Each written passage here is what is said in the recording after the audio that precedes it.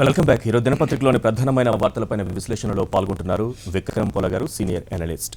ఇక అద్దెపల్లి శ్రీధర్ గారు, AP BJP అధికార ప్రతినిధి. దినకర్ గారు, ఏపీ టీడీపీ అధికార ప్రతినిధి. మందా జగన్నాథం గారు, మాజీ ఎంపీ, టీఆర్ఎస్ సీనియర్ నాయకులు. శైలజానాథ్ గారు, మాజీ మంత్రి, కాంగ్రెస్ సీనియర్ నాయకులు మనకు విజయవాడ నుంచి లైవ్లో అందుబాటులో ఉన్నారు. తమిళనాడు రాజకీయాలు ఎత్తుకు పై ఎత్తులు, క్షణానికో మలుపు అన్నట్లుగా సాగుతున్నాయి. నిన్న సాయంత్రం 5 గంటలకు ఆపద్ధర్మ CM Panneer Selvam governor CH Vidyasagar రావును కలిశారు. శాసనసభలో బల నిరూపణకు అవకాశం ఇవ్వాలని విన్నవించుకున్నారు. ఇటు రాత్రి 7:30 గంటలకు శశికళ గవర్నర్తో భేటీ అయ్యారు. ఎమ్మెల్యేల సంతకాల పత్రాలను గవర్నర్కు అందజేశారు. ఇద్దరి వాదనలు సావధానంగా విన్న గవర్నర్ ఏ నిర్ణయం ప్రకటించకుండా మరింత ఉత్కంఠకు తెరలేపారు. నివేదికను కేంద్రానికి పంపారు. విక్రమ్ గారు, తమిళనాడులో అన్నాడీఎంకేను గుప్పెట్లో పెట్టుకోవడానికి నరేంద్ర మోడీ పన్నీరుతో నాటకం ఆడిస్తున్నారని నిన్న బహిరంగంగా శశికళ వర్గం బయటొచ్చి చేసినటువంటి ఒక ఆరోపణ కావచ్చు, ప్రకటన కావచ్చు. తన వైపు 131 మంది ఎమ్మెల్యేల మద్దతు ఉందని శశికళ చెప్పుకుంటున్నప్పటికీ నిన్న పెరేడ్కి అవకాశం ఇవ్వకపోవడం ఒకటి. ఈ జాప్యం దాదాపు 5 రోజులకు పైగా జరుగుతున్న జాప్యం ఎలాంటి సంకేతాలను ఇస్తోంది? డెఫినెట్గా గవర్నర్ గారి మీద కాన్స్టిట్యూషనల్ రెస్పాన్సిబిలిటీస్ అనేవి కొన్ని ఉన్నాయి. అక్కడ వాళ్ళ ఇంటర్నల్ పార్టీ అఫైర్లో ఎవరు నాయకుడిగా ఉండాలి అనేటువంటిది సమస్య ఉత్పన్నమైనప్పుడు డెఫినెట్గా ఆయన పన్నీర్ సెల్వం గారు ఆయన రాజీనామా చేయటం, రాజీనామాని ఆయన గవర్నర్ గారు యాక్సెప్ట్ చేశారు. మళ్ళీ ఇప్పుడు కొంత అంబిగ్యూటీ వచ్చింది, యాక్సెప్ట్ చేయలేదని ఒకటి చేశారనేది పక్కన పెడితే సరే ఆయన ప్రపోజ్ చేశారు శశికళ అనే ఆమెని అంటే లెజిస్లేచర్ పార్టీ నాయకురాలుగా చేయటం. తర్వాత వీళ్ళందరూ తీసుకెళ్ళి ఆమెకు మద్దతు దాదాపు 135 మంది ఆ రోజు ఇవ్వడం జరిగింది. సరే, ఆల్ ఆఫ్ ఎ సడన్ ఆదివారం నుంచి డెవలప్ అయినటువంటి దీంట్లో మళ్ళీ పన్నీర్ సెల్వం గారు ఆయన రివోల్ట్ అవటం ఇవన్నీ ఉన్నాయి. ఇవన్నీ చూసినప్పుడు మనకి 2 రకాలు ఉన్నాయి. అంటే ప్రజల ఇవాళ ఏంటంటే తమిళనాడులో ప్రజలు ఎక్కువ మంది శశికళ గారిని యాక్సెప్ట్ చేయట్లేదు. అంటే సోషల్ మీడియాలో కానివ్వండి, లేదంటే చాలామంది అంటే లైక్ కమల్ హాసన్ ఇలాంటి కొంతమంది చాలామంది చెబుతున్నారు. అయితే మనం ఏంటంటే whether we have to go by the constitution are by the feelings of the people అనేటువంటిది 2 ఉన్నాయి. సో రెండిట్లో కూడా రాజ్యాంగం ఎట్లా చెప్పిందో మద్దతు చూడాలి, కానీ సోషల్ మీడియా మీద మనం అది అందువల్ల అంటే కాన్స్టిట్యూషనల్ రెస్పాన్సిబిలిటీ ప్రకారం ఎవరైతే who enjoys the majority of the legislatures వాళ్ళకి ఇవ్వాల్సినటువంటి పరిస్థితి వచ్చింది. సో ఇవాళ ఏంటంటే ఒక రోజు కానివ్వండి, 2 రోజులు కానివ్వండి, ఆయనకి డిస్క్రిప్షన్ పవర్స్ ఉంటే ఉండొచ్చు, కానీ ఒక ఇంపాస్ అనేటువంటిది అంటే ఒక ప్రతిష్టంభన ఏర్పడటానికి డెఫినెట్గా గవర్నర్ గారు ఆస్కారం కల్పించారనేటువంటిది మనకు కనబడుతుంది. సరే, ఆయన ఇటువంటి కీలకమైనటువంటి ఇష్యూలో కేంద్రానికి నివేదిక పంపించడం, తర్వాత న్యాయ నిపుణులతో చర్చించడం ఇవన్నీ జరుగుతున్నాయి. అయినప్పటికీ కూడా ఆయనకి ఇవాళ కేంద్రం కూడా చేయి కాల్చుకునే పరిస్థితి వస్తుంది. ఎందుకంటే ఇక్కడ ఉన్న పరిస్థితిని వాళ్ళు తమకు అనుకూలంగా బీజేపీ కానివ్వండి, ఎన్డీఏ ప్రభుత్వం కానీ అనుకూలంగా ప్రవర్తించాలి అని అనుకున్నప్పుడు దాన్ని 2 ఉన్నాయి. ఇవాళ మనం చూసిన ప్రకారం ఓన్లీ గవర్నర్ రోలే కాదు, ఇక్కడ స్పీకర్ గారి రోల్ కూడా ఉంది. ఎందుకంటే ఇప్పుడు పన్నీర్ సెల్వం గారిని పిలిచి మీరు గవర్నమెంట్ ఫామ్ చేయండి అని అన్నప్పుడు శశికళ గారి మద్దతుదారులు అంటే ఆల్రెడీ ఆమెకి ఎక్కువ మంది ఉన్నారు కాబట్టి విప్పిస్తే ఈయనది డిస్క్వాలిఫై అవుతుంది. కాబట్టి స్పీకర్ రోల్ కూడా ఇప్పుడు చాలా కీలకం. అదేవిధంగా కేంద్ర ప్రభుత్వాన్ని కూడా ఇన్ కేసు ఆర్టికల్ 356ని రివోక్ చేసి అక్కడ రాష్ట్రపతి పరిపాలన పెట్టినట్లయితే 2 నెలల్లో అక్కడ ఏమైందంటే రాటిఫై చేయాలి పార్లమెంట్లో రాటిఫై చేయాలని అంటే రాజ్యసభలో వాళ్ళకి బలం లేదు, కాబట్టి అది రాటిఫై అయ్యే అవకాశం లేదు. కాబట్టి వీటిలన్నింటిని దృష్ట్యా ఏంటంటే కేంద్రం కూడా కొంత ఆలస్యం చేసినప్పటికీ నేను అనుకోవడం ఏంటంటే కేవలం సుప్రీంకోర్టు జడ్జిమెంట్ కోసం ఏమన్నా ఎదురు చూడటానికి మాత్రమే అవకాశం ఉంది తప్ప అదర్వైజ్ జడ్జిమెంట్ అనేది అసలు రీజన్ గా చూపించకూడదు. కానీ ఇన్ కేసు అది ఒక్కటే వీళ్ళకి మిగిలింది ఆప్షన్. కాబట్టి ఎట్టి పరిస్థితుల్లో కూడా అంటే పెరేడ్ చేయించాల్సిన అవసరం లేదండి. ఫస్ట్ ఆఫ్ ఆల్ ఏంటంటే ఎవరైతే మద్దతు ఎక్కువ ఉన్నదో పెరేడ్ చేయడం అనేది లేదు. ఇప్పుడు on the floor of the house చేయాల్సిన అవసరం ఉంది. కాబట్టి ఇవాళ ఏంటంటే ఆప్షన్ గవర్నర్ గారికి ముందు ఆప్షన్ శశికళ గారిని పిలవటం ఒకటి ఆప్షన్ గా ఉంది. రైట్. అద్దెపల్లి శ్రీధర్ గారు, శశికళతో ముఖ్యమంత్రిగా ప్రమాణ స్వీకారం చేయించడానికి ఉన్నటువంటి సాంకేతిక పరమైనటువంటి ఇబ్బందులు ఏం కనిపిస్తున్నాయి? ఎందుకు ఎక్కడ జాప్యం జరుగుతుంది? ఈ జాప్యం ఏమవుతోందంటే అనేక అనుమానాలకు తావిస్తోంది. మొత్తం అంటే చెన్నై వేదికగానో లేకపోతే తమిళనాడు వేదికగానో జరుగుతున్నటువంటి రాజకీయ సంక్షోభమో పరిణామాలు ఇవన్నీ కూడా ఢిల్లీ వైపు చూడాల్సిన పరిస్థితులు కల్పిస్తున్నాయి.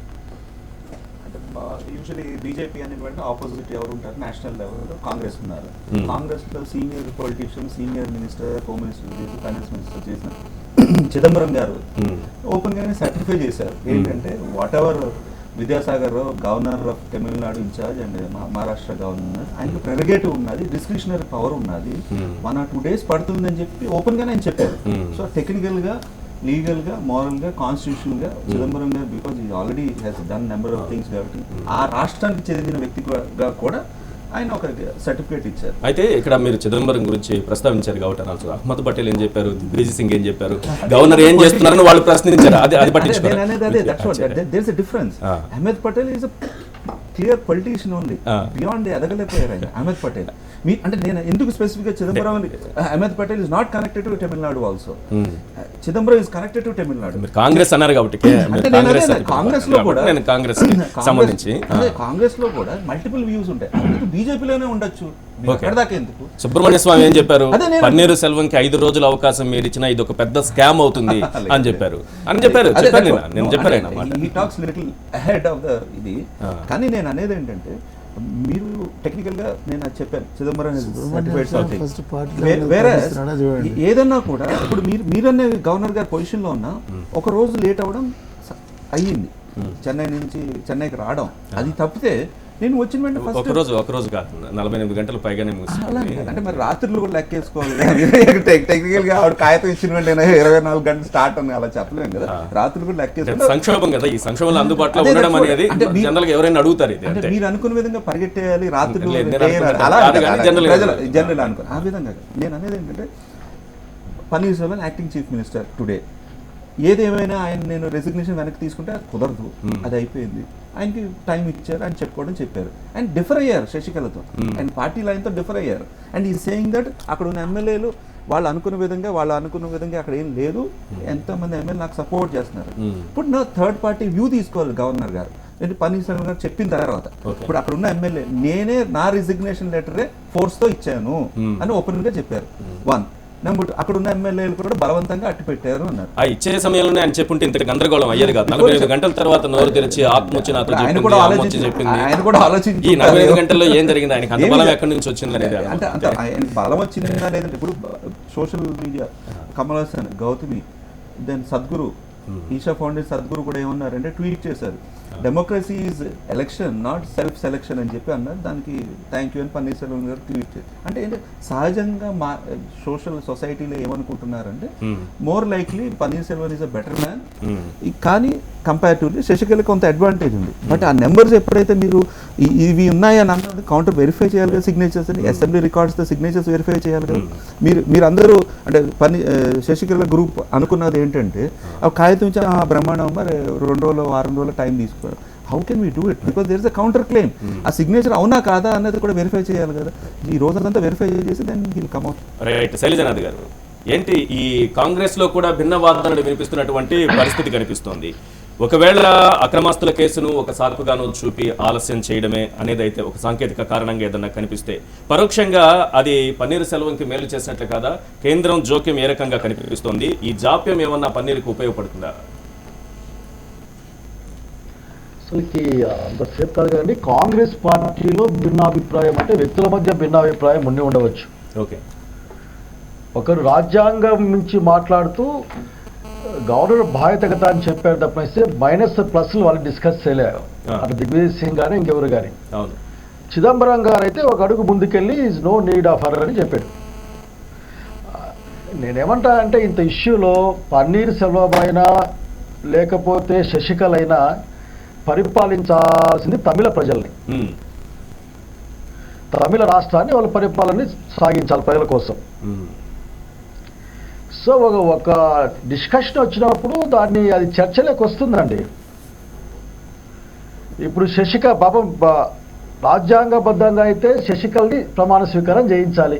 దాంట్లో ఎవరికి అంబిగ్విటీ లేదు, ఎవరికి వేరే డిస్కషన్ అవసరం లేదు. ఎందుకంటే ఎవరైతే శాసనసభ పక్ష నాయకుడిగా ఉంటారో నాయకురాలుగా ఉంటారో వాళ్ళు శాసనసభ నాయకుడిగా మారి ముఖ్యమంత్రిగా మారుతారు. కాబట్టి అది చట్టం అది. కానీ ఇక్కడికి వచ్చేసరికే పన్నీర్ సెల్వం 2 రోజుల తర్వాత నన్ను బలవంతంగా దాదాపు నా చెయ్యి పట్టుకొని బెదిరించి రాజీనామా చేశారని మన ముందుకు వచ్చాడు. అంటే గవర్నర్ ముందుకే కాదండి, మీ ముందుకు నా ముందుకు కూడా వచ్చాడు, భారతదేశం ముందుకు వచ్చాడు. ఎవరైనా సరే బలవంతంగా బెదిరించి మమ్మల్ని ఈ విధంగా పని చేయించాలని మీ దగ్గరికి వస్తే మీరు ఏం చెప్తారు? మీరే ఈశ్వర్ గారు ఏం చెప్తారు? దాని గురించి ఆలోచిస్తారు, వాస్తవాలు చూస్తారు. చూసిన తర్వాత కనుక గవర్నర్ గారు లేట్ చేస్తున్నారేమో కానీ తప్పు చేస్తున్నారు అనుకోవడంలో నేను. బట్ ఒకటి, పన్నీర్ సెల్వం గారు ఇప్పుడు ఆపద్దర ముఖ్యమంత్రి, ఆయన అంటున్నాడు ఆఖరికి నన్ను బలవంత సంతకం పెట్టించారు నాతో అని. అవునో కాదు తేలనివ్వండి. బట్ ఒకటి మాత్రం వాస్తవం, మ్యాథమెటిక్స్ గా మాట్లాడితే శశికళ గారిని వాళ్ళ శాసనసభ అది కరెక్టే. కానీ పన్నీర్ సెల్వం కూడా కానీ మీరు చెప్పిన పాయింట్ కరెక్టే. ఇది నాతో బలవంతంగా రాజీనామా చేయించారని పన్నీర్ సెల్వం గారు ఇప్పుడు చెబుతున్నారు. ఎందుకు రాజీనామా చేస్తున్న సమయంలో ఆయన ఎందుకు చెప్పలేదు? దానికి ఎందుకు 48 గంటలకు పైగా సమయం తీసుకున్నారు ఆ విషయం చెప్పడానికి? ఆయనకి ఎందుకు భయం? అక్కడ అదే జయలలిత గారిని అక్కడ భయం కాదండి ఈశ్వర్ గారు, మీరు ఒక విషయం మర్చిపోతా ఉన్నారు. మీరు అంటే ఎవరైనా సరే చాలా ఉదాహరణలు ఇట్లా ఉంటాయి. ఎవరైనా సరే ఒక రోజుకో 2 రోజుకో ధైర్యాన్ని తెచ్చుకొని మాట్లాడితే అది తప్పెలవుతుంది. రాజ్యాంగబద్ధంగా అయితే మాత్రం గవర్నర్ గారు వెంటనే శశికళతో ప్రమాణ స్వీకారం చేయించాలి. దాంట్లో పెద్ద చర్చ లేదు. మీరు చెప్పిన మాట కరెక్ట్. ధైర్యం తెచ్చుకోవడానికి 2 రోజులు సమయం పట్టుండొచ్చు, కానీ ఆ ధైర్యం ఎక్కడి నుంచి వచ్చింది అనేది కూడా కొన్ని క్వశ్చన్స్ వస్తున్నాయి. విశ్లేషణ చేస్తారంటే ఈశ్వర్ గారు, మీరేంటి బీజేపీ గురించి మాట్లాడతారు, డిఎంకే గురించి మాట్లాడతారు, కాంగ్రెస్ పార్టీ గురించి మాట్లాడతారు. ఇవన్నీ ఏం స్వచ్ఛత సంస్థలు కాదండి, బీజేపీ కానీ మిగతా కాంగ్రెస్ పార్టీ ఇవన్నీ కూడా. కాబట్టి మీరేమి ఎక్కువ చేస్తే ఎట్లా? కనుక స్పష్టంగా ఒకటి రాజ్యాంగం చెప్పింది అది. బట్ విద్యాసాగర్ రావు గారికి గవర్నర్ గారికి డిస్క్రిటరీ పవర్ ఉంది అట్లా. కానీ బెస్ట్ సొల్యూషన్ ఏంటంటే అనుకునే సొల్యూషన్ ఏంటంటే, ఎందుకో శశికళ గారు తొందరపడ్డారు. ఎలక్షన్లకు వెళ్ళి ఆ జయలలిత గారి సీట్లో గెలిచి వచ్చింటే ఏ గొడవ ఉండేది కాదు ఈ వేళకి. రైట్ అండి, రైట్. మందల జగన్నాథ్ గారు పార్లమెంటులో నిన్న ఏఐడిఎంకే ఎంపీలు కూడా ఇదే అంశాన్ని లేవనెత్తారు, కానీ వాళ్ళకి అక్కడ మాట్లాడేటటువంటి అవకాశం లేకపోయింది. అవసరమైతే రాష్ట్రపతి ముందు కూడా పెరేడ్ పెట్టడానికి మొత్తం అందరినీ తీసుకెళ్ళడానికి కూడా మేము సిద్ధమని కూడా అంటున్నారు. అంటే శశికళ సీఎం కావడానికి ఢిల్లీ నుంచి కానీ లేకపోతే ఇక్కడ గవర్నర్ నుంచి కానీ ఎటువంటి అడ్డంకులు కనిపిస్తున్నాయి?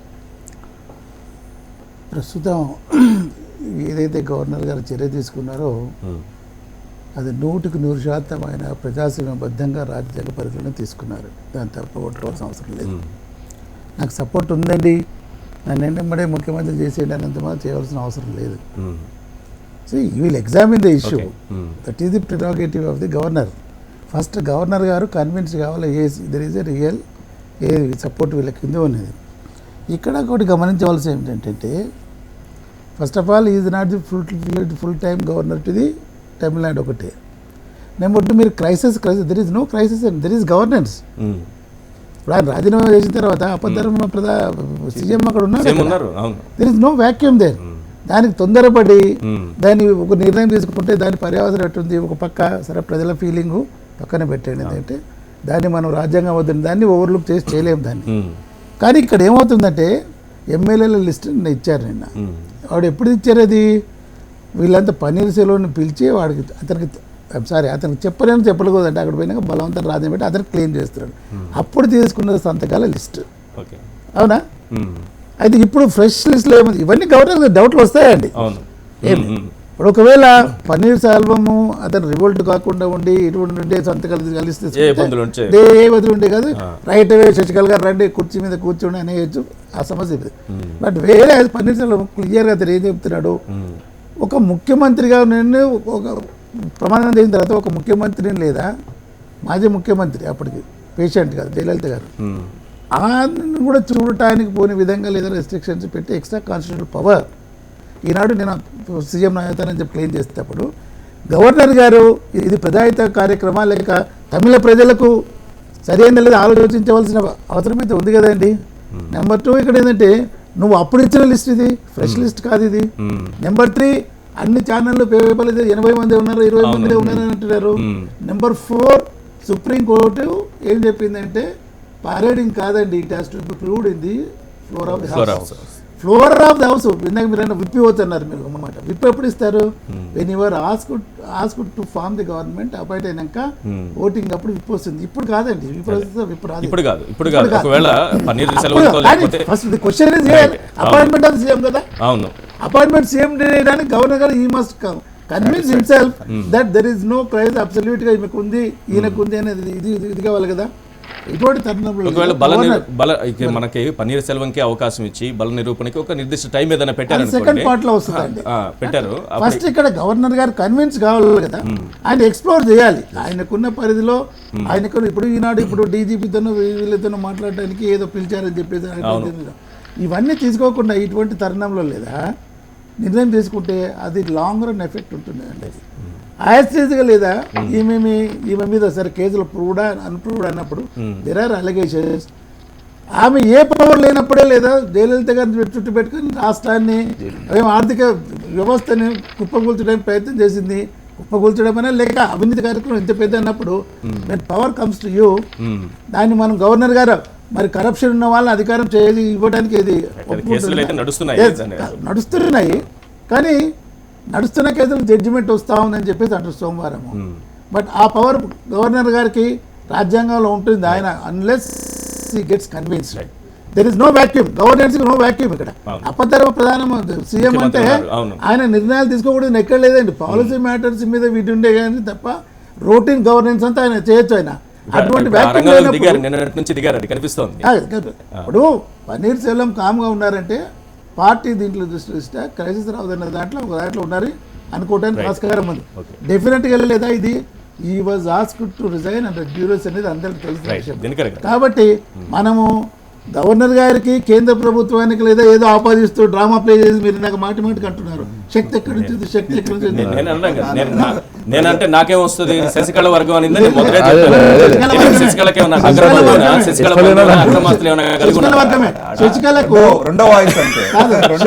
శశికళ లేవనెత్తినటువంటి ప్రశ్న నేను అడిగినప్పుడు దానికి సమాధానం రాబట్టుకోవడం ఎమ్మెల్యే శశికళకి ఎక్కడ వచ్చింది? Not MLA.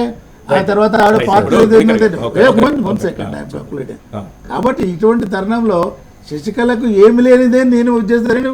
ఈ హ్యాడ్ బీన్ సీఎం ఫర్ 2 సార్లు 3 సార్లు మూడోసారి ఇది. అటువంటి అతనికి లేని పవర్ నీకెట్ వచ్చింది నువ్వు క్లెయిమ్ చేసినప్పుడు. ఇది విత్ ఇన్ ది రైట్. ఒకటేదంటే ఇప్పుడు question of resignation and acceptance. శశికళకు ఉంది అని మనం మాట్లాడుకుంటాం. చాలా సీనియర్ నాయకులు పన్నీర్ సెల్వం చాలా సీనియర్ నాయకులు పార్టీలో ప్రభుత్వంలో అనేక పదవులు నిర్వహించారు. ముఖ్యమంత్రిగా 3 సార్లు కూర్చున్నటువంటి వ్యక్తి ఈరోజు బయటకు వచ్చి కనీసం ఆయన రాష్ట్రపతి మన గవర్నర్ దగ్గరికి వెళ్ళిన సమయంలో కానీ ఆయన ఒంటరిగా బయటకు వచ్చిన సమయంలో కానీ ఈ రోజుకి కానీ పట్టుమని 10 మంది ఎమ్మెల్యేలు కూడా ఆయన వెంట లేరంటే ఏంటి ఆయన పరిస్థితి ఏంటి? అంటే ఇక్కడ నిన్న ఒక పేపర్లో కూడా హెడ్లైన్ చూశాను. ర్యాంకులే కాదు అంకెలే చిట్ట చివరిగా చూసేటటువంటి పాయింట్ అనేది వాస్తవం. అయితే ఈ ర్యాంకుల మధ్యలో జరిగినటువంటి అంశాలు ఏవైతే ఉన్నాయో అవన్నీ కూడా గవర్నర్ గారి దగ్గర ఒక టెస్టింగ్ టైంగా మారిపోయింది వాళ్ళు. ఎందుకంటే ఇదివరకు జరిగినటువంటి అంశాల్లో కొన్ని ఏది కాన్స్టిట్యూషనల్గా టెస్ట్ చేయాలా లేదా, లేకపోతే కొంతమంది ఎమ్మెల్యేని డిస్క్వాలిఫికేషన్ చేసి ఇటువంటి బొమ్మాయి గారి కేసులో కానీ వీటిల్లో వచ్చిందే ఫ్లోర్ ఆఫ్ ద హౌస్లో అల్టిమేట్గా టెస్ట్ చేసిన తర్వాత that is the conclusive proof అనేటటువంటి విధంగా వచ్చినటువంటి తీర్పులు బేస్ చేసుకొని మాట్లాడుకుంటూ వచ్చేవాళ్ళం. ఇప్పుడు జరిగినటువంటి పరిణామాలు చూసినట్లయితే ఫస్ట్ ఏం చేశారు, పన్నీర్ సెల్వం గారు రిజైన్ చేశారు. రిజైన్ చేయగానే ఇమ్మీడియట్గా యాక్సెప్ట్ చేశారు గవర్నర్ గారు.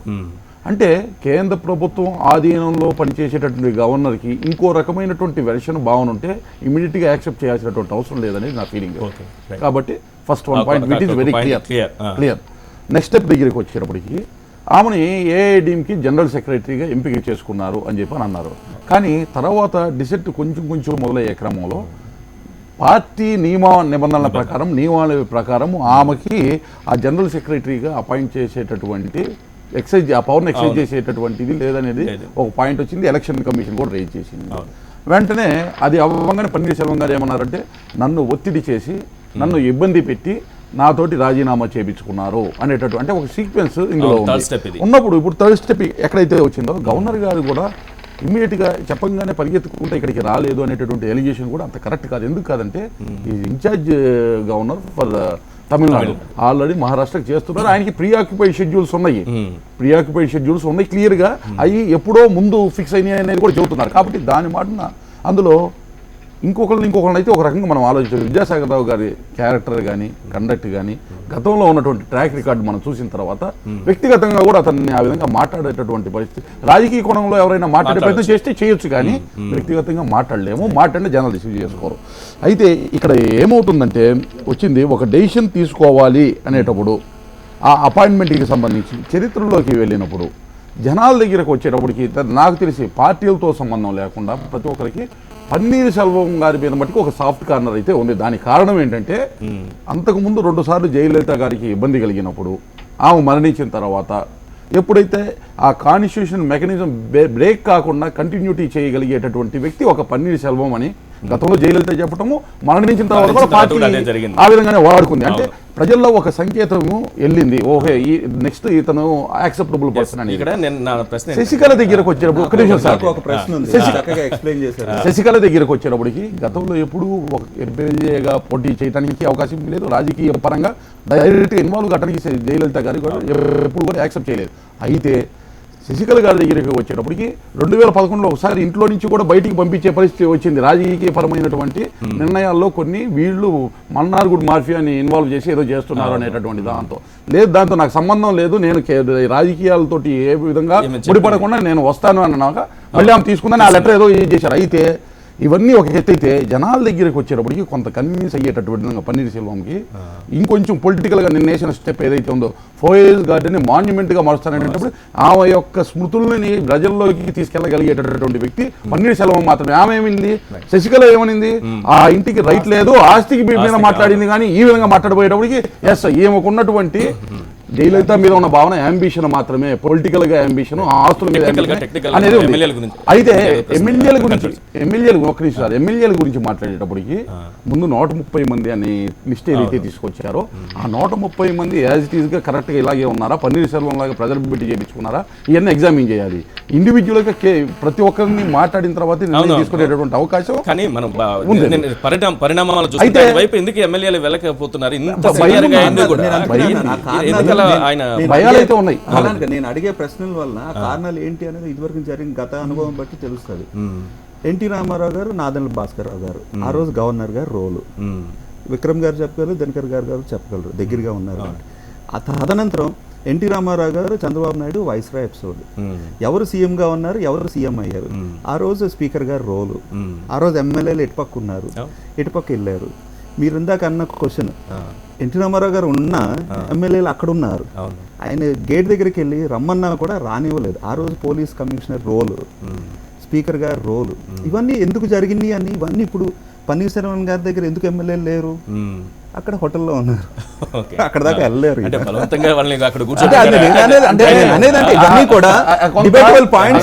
డిబేటబుల్ కాదు, కొంత సారూప్యంగా ఉన్నట్టు కాన్సెప్ట్ గా మాట్లాడినా వాస్తవాలకు వచ్చేటప్పటికి నిన్న 12 మంది బయటకు వచ్చేసారు ఆమె దగ్గర నుంచి.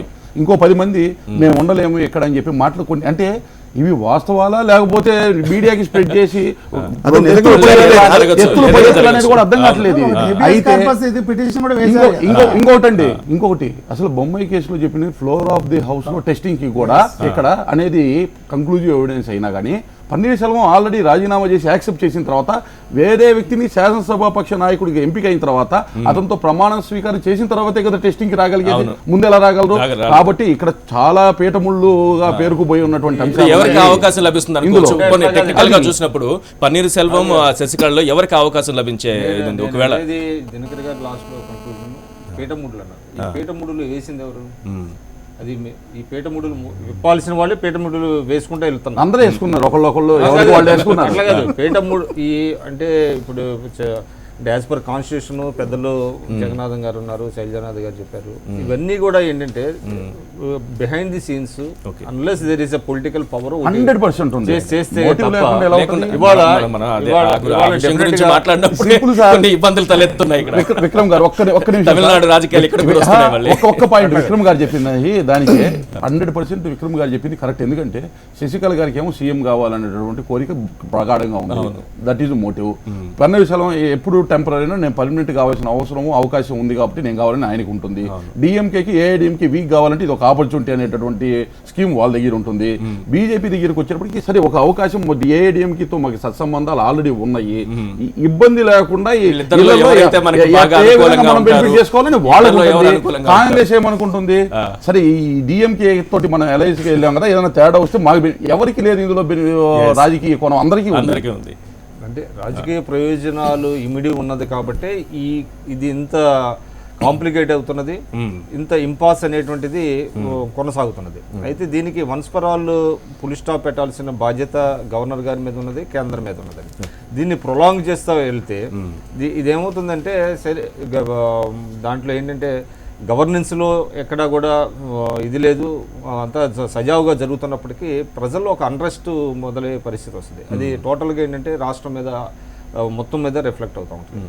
సో ఇవాళ ఇందాక పన్నీర్సెల్వం గారిని మళ్ళీ కనుక ఆయన ఆల్రెడీ రాజీనామా చేశారు, ఇప్పుడు మళ్ళీ ఆయన్ని floor of the house test చేయించడానికి సాధ్యం కాదు. అది వన్స్ అది ఇప్పుడు శశికళ గారిని కూర్చోబెట్టి తిరిగి మళ్ళీ వాళ్ళు క్లెయిమ్ చేస్తే అప్పుడు మళ్ళీ సారీ ఫర్ ఇంటరప్షన్. ఇప్పుడు ఫీల్డ్ ఈజ్ వెరీ క్లియర్ అండి. ఆమె క్లెయిమ్ చేస్తుంది అపాయింట్ కాలేదు సీఎంగా, ఈయన రాజీనామా చేసినాడు, ఈయన ముఖ్యమంత్రి కాదు. Field is very open. ఎవరు బాల్ హిట్ చేయగలిగితే వాళ్ళకి వదిలితే వాళ్ళకు. ఇప్పుడైతే రెండవది ఎమ్మెల్యేలు వచ్చినప్పుడు మీరు ఇందాక అన్నారు కదా శశికళకు ఆటోమేటిక్గా ఇట్ కెనాట్ బి అండి. ఎందుకంటే శశికళ సబ్మిట్ చేసిన లిస్టు పన్నీర్సెల్వం రిపోర్ట్ చేయకముందు సార్ దెర్ ఇస్ డిమాండ్, ఫ్రీగా ఫీల్డ్ ఉందండి నేను కూడా ఆడగలుగుతాను, నాకు అవకాశం అటోపాటు గవర్నర్ గారు ఏంటి description definitely he has to verify. ఆయనకు వేరే సోర్సెస్ ఉంటాయండి. అసెంబ్లీ రికార్డ్స్ వెరిఫై చేసి ఇంటెలిజెన్స్ రిపోర్ట్స్ తీసుకుంటారు. వెరిఫికేషన్ కి అసెంబ్లీ రికార్డ్ చేసుకోవచ్చు, ఇండివిజువల్ పిలవక్కర్లేదు. కాకపోతే ఇక్కడ రియల్ స్ట్రెంత్ ఇది చేయడానికి లేదా ఆయన కూడా వేస్ అండ్ మీన్స్. ఇప్పుడు మనం చూసాం 12 మందిని ఇప్పుడు పొద్దున వస్తుంటే సాక్షులు సార్ 22 మంది రివోల్ట్ అయ్యారని చెప్పేసి. సో దెర్ ఇస్ స్కోప్ ఏంటంటే ఉన్న వాళ్ళలో హెబియస్ కార్పస్ పిటిషన్ ఒక నా భార్య కనపడట్లేదు నాకు తెచ్చేయండి అని చెప్పారు. ఇటువంటి తరుణంలో how can governor immediate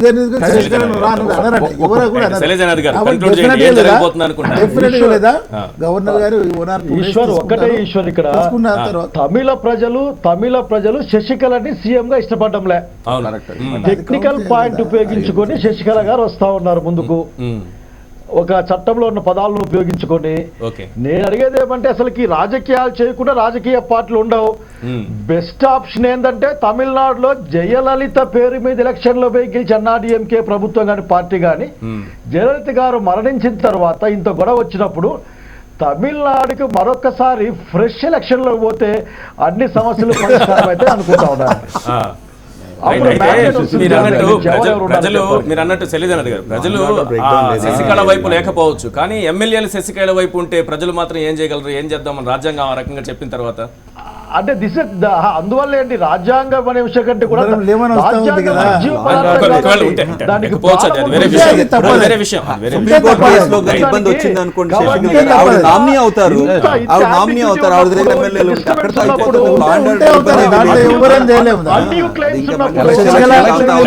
Sasikala corrupt కదని కాదు. వెళ్ళొచ్చండి. ఒకటి సార్ ఇక్కడ సార్ చెప్పినట్టు ఒక విషయం ఏంటంటే ఇక్కడ ప్రజలు వర్సెస్ పార్టీ 2 అంశాలు ఉన్నాయి. పార్టీలో ఉండేటటువంటి కేడర్ కానీ నాయకులు కానీ ఏం చేస్తారంటే వాళ్ళ రాజకీయ భవిష్యత్తు కూడా పార్టీతో ముడిపడి ఉంది కాబట్టి సమర్థవంతమైనటువంటి నాయకుడు ఎవరనే చూసుకుంటారు పార్టీకి సంబంధించిన భవిష్యత్తులో నడపడానికి. ప్రజలకి సంబంధించి వచ్చేటప్పటికి వాళ్ళకు కొన్ని సెంటిమెంట్స్ ఆల్రెడీ ఏర్పడినాయి. ఏంటంటే జయలలిత గారి వారసులు కాబట్టి పార్టీ రహితంగా ప్రతి ఒక్కరు పన్నీర్సెల్వం అనే మాట అయితే మట్టుకు అంటున్నారండి. అది మట్టుకి ఎవరు కూడా తీసేయలేదు. కాకపోతే ఇప్పుడు ఎన్నికలు అనేది అనేటప్పటికి ఒక కాన్స్టిట్యూషనల్ గా ఒక ప్రొసీజర్ ఉంది మనకి. ఇప్పుడు ఫస్ట్ హౌస్లో ఎవరిని ఫ్లోర్ టెస్ట్కి పిలుస్తారనేది ఒక పాయింట్ అయితే, అది కంక్లూడ్ అయిన తర్వాత లేకపోతే అది కంక్లూడ్ కావడానికి అవకాశం లేని పరిస్థితుల్లో ఉండేది ఆర్టికల్ 356ని ఇన్వోక్ చేయటము. ఆ 356 ఇన్వోక్ చేసినా కానీ అది టెంపరీగా కొంతకాలమే చేయగలరు, మళ్ళీ గవర్నమెంట్ ఏదైనా రివైవ్ చేయగలరు అనేటటువంటి పరిస్థితులు ఏమైనప్పుడు మళ్ళీ ప్రభుత్వాన్ని ఏర్పాటు చేయాల్సిందే కానీ ఎన్నికలకైతే ఇప్పుడు అవకాశం లేదండి. మీరు అలా చెప్తే ఎట్లా? Governor can recommend for elections.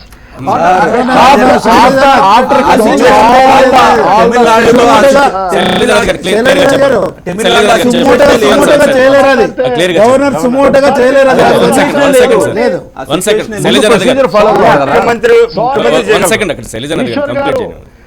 Eshwar గారు ఎవరిని కూడా పిలవలేని పరిస్థితి ఏర్పడ్డప్పుడు గవర్నర్ గారికి 2-3 ఆప్షన్లు ఉన్నాయండి. అందులో ఒకటి రాష్ట్రపతి పరిపాలనకు రికమెండ్ చేయడం, రెండవది ఎలక్షన్ ఇవన్నీ రమ్మని చెప్తున్నా. ఈ రోజు ప్రజలకి ఏదేమనుకున్నా కూడా మీరు అనుకున్న ఎలక్షన్ ఏమి జరగవు, వాళ్ళిద్దరు కూడా సర్దుకుంటారు. వాళ్ళిద్దరు కూడా ఎవరు అప్పర్ హ్యాండ్ అనేది జరుగుతున్నది. కోసం చేస్తున్నారు, ఇక్కడ ప్రజల కోసం చేస్తున్నారా లేకుంటే పార్టీల కోసం చేస్తున్నారా? ఇంత ఆవేశం అవసరం లేదు సార్. తమిళనాడు ఇష్యూ గురించి సబ్జెక్ట్ వరకు మాట్లాడుకుందాం. మీరేమైనా మీకోసం చేస్తున్నారేమో, రాజకీయాలు ప్రజల కోసం నమ్ముతా ఉన్నాము మేము.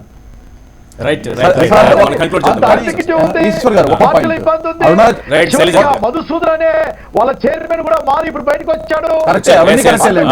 రౌడీల పరిపాలన సాగుతుందని చెప్పేసి పేపర్లు వస్తా ఉంది. కనుక విద్యాసాగర్ రావు గారే తప్పని చేస్తారంటే ఆలోచిస్తా ఉన్నారు.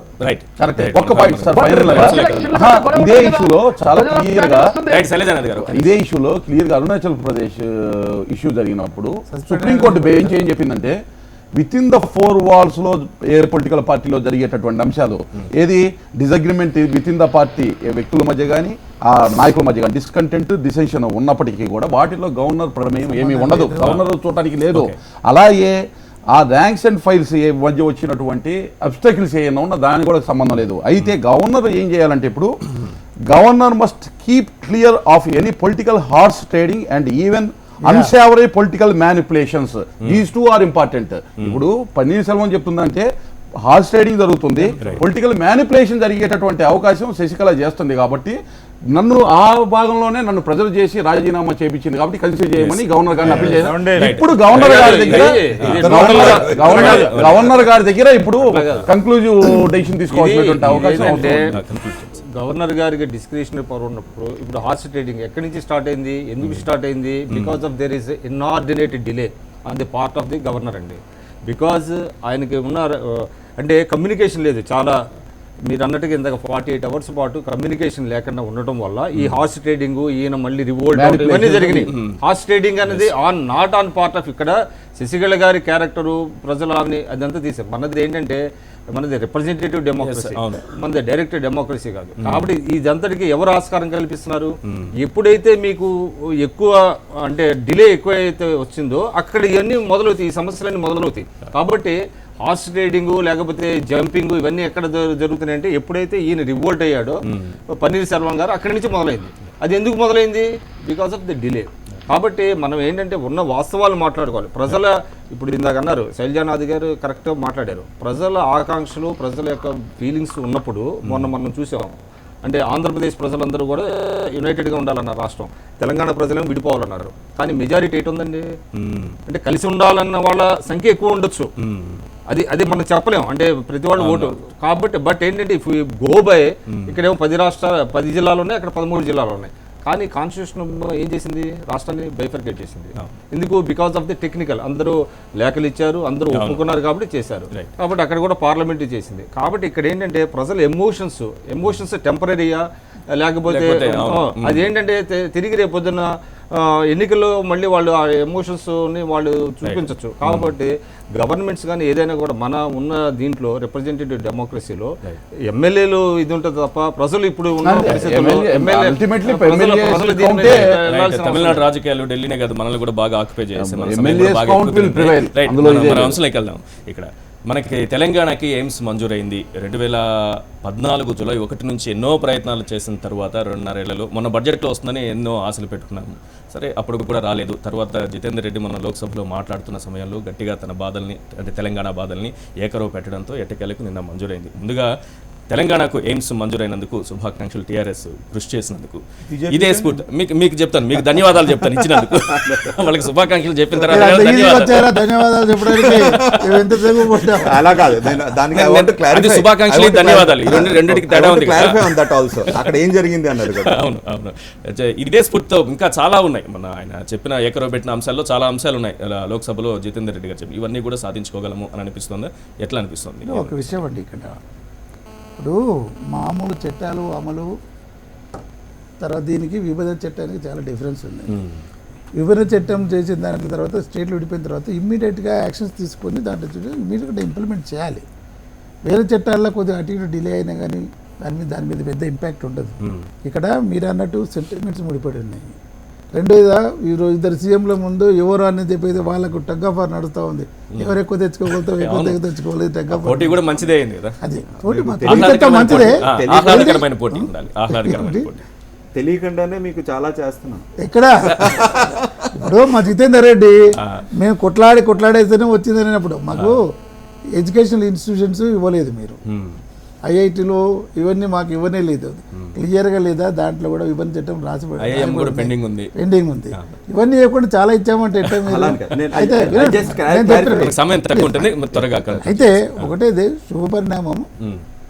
బీజేపీ మొదటి నుంచి మేము ఇస్తాం చూపించండి కానీ వాళ్ళకు నిజమైన ఇది ఉంటే ఇచ్చేది అప్పుడే ఇచ్చేసేవాళ్ళు. శాంక్షన్ అయినాక ల్యాండ్ మేము చూపిస్తాం, దాన్ని ఏముందండి, కదా భువనగిరి దగ్గర అవన్నీ ఉన్నదానికి అడిషనల్ గా. తర్వాత ఆల్మోస్ట్ ఆల్ నేను ఒక డాక్టర్ను తర్వాత చాలాసార్లు ఎయిమ్స్ చూశాను. ఆ ఇన్ఫ్రాస్ట్రక్చర్ బిల్డప్ చేయడానికి ఆల్రెడీ సగం ఇన్ఫ్రాస్ట్రక్చర్ భువనగిరిలో ఉండనే ఉంది నిమ్స్ వాళ్ళది. అప్పుడు 100 కోట్ల రూపాయలు మేము శాంక్షన్ చేయించేటి. అప్పుడు కూడా ఎన్డీఏ ప్రభుత్వంలోనే వద్దనుకున్నారు కదా. వద్దని కూడా ఇప్పుడు మేము మా స్టేట్ గవర్నమెంట్ వద్దని లేదే, దానికి లేదు అడిషనల్గా అక్కడనే 200 ఎకరాలు ఇస్తామని చెప్పాము మేము. దాన్ని ఎయిమ్స్గా కన్వర్ట్ చేస్తే అన్ని జిల్లాలకు అప్రోచబిలిటీ ఉందని చెప్పడం జరిగింది. దీని వివిధ కారణాలు డిలే చేశారు. మా వాళ్ళు ఎంపీలు గట్టిగా పట్టి పెట్టారు. ఇదే స్ఫూర్తి. ఎప్పుడైనా కానీ ఎంపీలు ఇదే స్ఫూర్తి పనిచేస్తారంటే ముఖ్యమంత్రి గారు వాళ్ళ గైడ్ ఉండి చేస్తుంటే డెఫినెట్ గా అన్ని సాధించుకుంటాం. ఒకటి మీరు అడిగారు, మేము మాకేం లేదని, మీకు ధన్యవాదాలు కూడా ఉంది. కాకపోతే ఇంతకాలం పోరాడిన తర్వాత వచ్చింది. మొన్న బడ్జెట్ లో పెట్టండి లేదు ఇచ్చారు, దానికి ధన్యవాదాలే. మొన్న బడ్జెట్ లో గుజరాత్ జార్ఖండ్కి ఇచ్చిన సమయంలోనే తెలంగాణకు కూడా ఒక పేరు అనౌన్స్ చేస్తుంటే బాగుండేది. మీకు ఇబ్బంది ఏంటంటే Nizam institute of medical science second centre start చేశారు. అక్కడ ఈజీగా పెట్టుకోవచ్చు ఎక్స్ట్రా ల్యాండ్. అక్కడ ఎక్స్ట్రా ల్యాండ్ లేదు.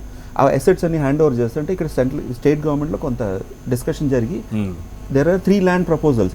ఇబ్రహీంపట్నం దగ్గర, తిమ్మాపూర్ దగ్గర, దెన్ ఇంకో కాన్స్టిట్యున్సీ దగ్గర 3 రికమెండ్ చేశారు.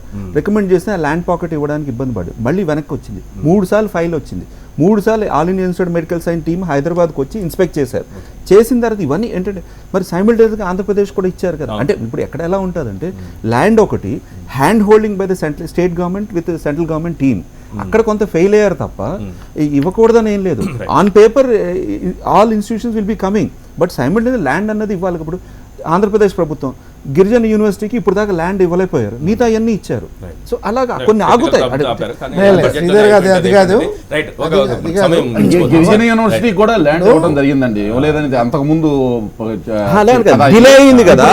డిలే ల్యాండ్ ఇవ్వలేదు కాబట్టి డిలే అయ్యారు. మెడికల్ సైన్స్ హైదరాబాద్ డిలే అయింది కాబట్టి టైం పట్టింది. అదే మరి నేను అంటున్నాను, constraints at the state level, not at the central level, not at the central level. Committee వచ్చి గిరిజన యూనివర్సిటీకి 1.5 year బ్యాక్ ఇవ్వడం జరిగింది. It is on record. అది వద్దు, ఎందుకంటే ఊరిని కంపేర్ ఎందుకు, ఎక్కడ సబ్జెక్ట్ అక్కడ చెప్పుకుంటే 1.5 year బ్యాక్ ఇవ్వడం జరిగింది. వద్దు,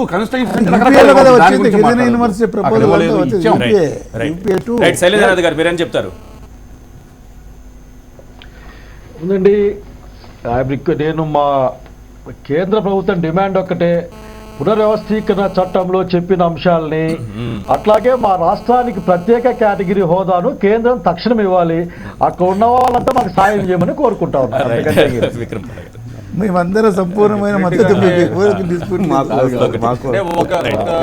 అంటే అంటే గట్టిగా మాట్లాడిన తర్వాత ఏకరవ పెట్టిన తర్వాత ఒకటైతే సాధించుకోగలిగాం అనేది ఒకటి తెలిసింది. మొన్నటికైతే బడ్జెట్ రాకపోతే చాలా బాధపడింది తెలంగాణ. మాకు అన్యాయం ఇటీవల జరిగిందని. ఒక శుభ పరిణామం ఏంటంటే రెండు రాష్ట్రాల మధ్య నాయకులు కూర్చొని గవర్నర్ గారి సమక్షంలో ఏవైతే ఉన్నాయో ఇవన్నీ కూడా కొంత సార్ట్ అవుట్ చేసుకోవటం, కేంద్రం నుంచి ఏవైతే రావాలో అవన్నీ తెచ్చుకోవటం ఇవన్నీ ఉన్నాయి. తర్వాత ఏంటంటే ఇటీవల కూడా నేను నిన్న మొన్న కొన్ని న్యూస్ పేపర్స్లో కూడా చూశాను, కేంద్రం నుంచి రావాల్సిన నిధులు రాబట్టడంలో ఆంధ్రప్రదేశ్ ప్రభుత్వం కూడా దాదాపు ఒక 5,000 కోట్లు, అది అక్కడ ఉన్న కేంద్ర మంత్రులు ఇదా లేకపోతే అధికారులతో తెలియదు కానీ చంద్రబాబు నాయుడు గారే అన్నారంట మనకి దాదాపు అంటే యూటిలైజేషన్ సర్టిఫికేట్స్ ఇవన్నీ ఇవ్వలేకపోవడం వలన దాదాపు మనకు 5,500 అంటే ఎందుకు చెప్తున్నా అంటే నేను ఇక్కడ కొంత రెడ్ టేపిజం లాంటిది కూడా రాష్ట్రాల పరిధిలో రెడ్ టేపిజం అనేది కూడా ఉంటుంది. కాబట్టి కేంద్రానికి రాష్ట్రానికి మధ్య నిన్న చాలా ఇంట్రెస్టింగ్ లోక్సభలో ఒక బిల్లు కనుక ఓకే అయిన తర్వాత అది చట్టరూపం దాల్చడానికి దాదాపుగా 240 రోజులు పడుతుందంట. సో ఇట్స్ వెరీ ఇంట్రెస్టింగ్ అది చట్టరూపం దాల్చడానికి. సో ఇలాంటి చాలా కన్స్టెంట్స్ ఉన్నాయి. ఆ కన్స్టెంట్స్ మధ్య రాష్ట్రానికి కావాల్సినటువంటి సాధించుకోవడానికి లేకపోతే కేంద్రంతో మంచి టర్మ్స్ ఉండే ఇరు రాష్ట్రాల మధ్య కూడా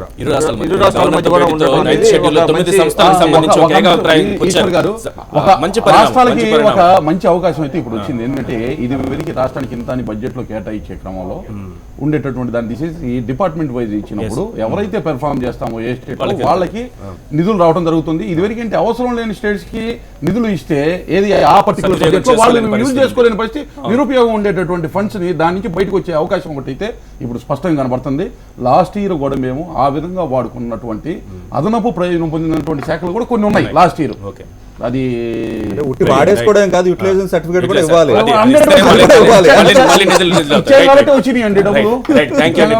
చర్చలో పాల్గొన్నందుకు మందా జగన్నాథం గారు, అద్దెపల్లి శ్రీధర్ గారు, విక్రమ్ పోలా గారు, శైలజానాథ్ గారు, థ్యాంక్ యూ అండి చర్చలో పాల్గొన్నందుకు. చూస్తూనే ఉండండి HM TV.